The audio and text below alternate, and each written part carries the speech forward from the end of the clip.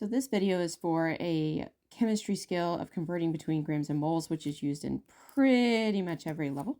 So if you're in Chem 1, this might be an introduction. If you're in AP or Gen Chem, this might be a review.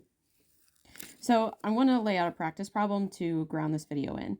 So what is the mass of 3.5 moles of sodium carbonate? And then I've given you the formula of sodium carbonate here.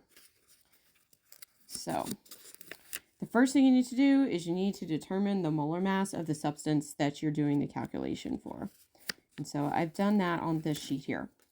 So if you remember, molar mass, you take the values for the elements off the periodic table and you sum them.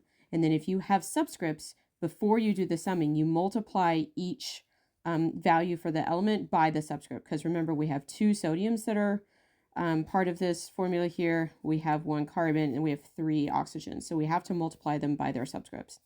So when you do this math here and you sum all of these terms, then you get 105.96. And that is the mass of 1 mole of sodium carbonate.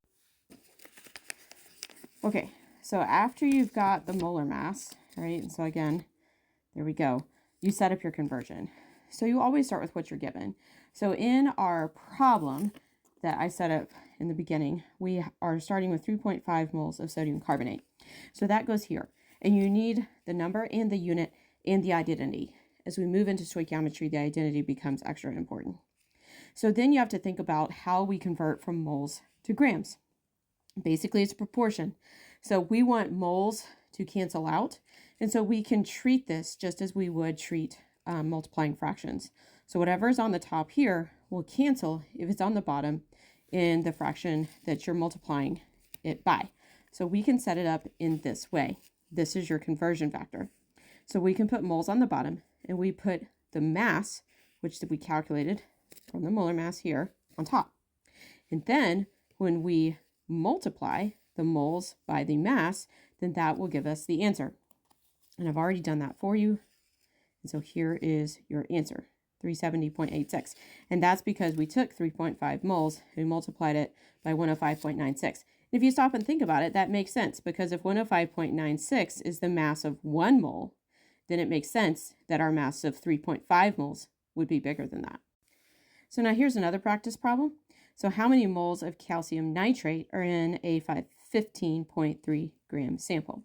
So again, the first thing we need to do is we need to calculate the molar mass. So we're going to calculate the molar mass of calcium nitrate. Now, in this case, we start with, we have 1 calcium. This 2 is going to distribute inside your parentheses. It will not distribute to the calcium because the calcium is outside the parentheses. So these rules are just like they are in algebra. So then we're going to have 2 nitrogens and we're going to have 6 oxygens. And you can see that reflected here. So then my number for calcium is 40.08 plus 2 times your value for nitrogen plus 6 times your value for oxygen. Do that math sum it and you get 164.04. So this is going to be our conversion factor for this problem. Okay, so now we set up our math. So we start with what we're given, which was the 15.3 gram sample of calcium nitrate.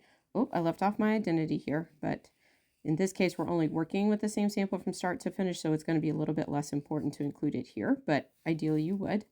Then you need your conversion factor. So now, because we're starting with the grams, the number for our grams needs to go on the bottom, and we want to convert into moles. So remember that this is per 1 mole. So 1 mole is going to go on the top, and grams is going to go on the bottom. And in this way, grams and grams cancel. So then you're going to need to put into your calculator 15.3 times 1, which of course is 15.3, divided by 164.04. And then you'll get an answer. And this answer is 0.0933 moles of calcium nitrate.